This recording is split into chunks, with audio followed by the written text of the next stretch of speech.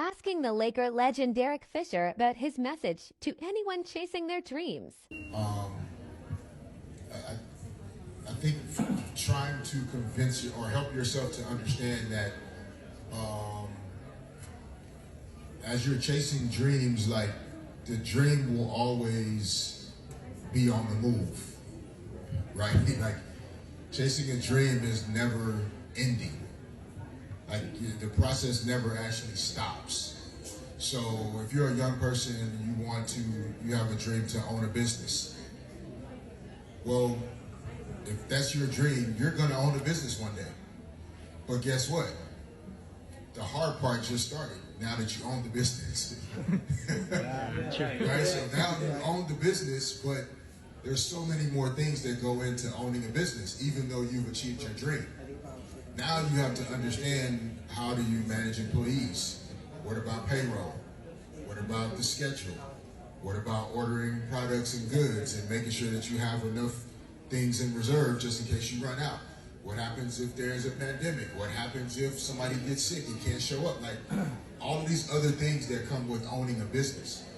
So sports is very similar. If you can see it, you can dream it, you can get there, but then there's light years of work still to do in order for you to maintain that dream. And I think that's the hard part where some of us get lost as young athletes or young people, is you get to where you said you wanted to go, but then you lose the love, you lose that excitement for it because now you actually have it, and you may struggle to do the right things with it now that you have it.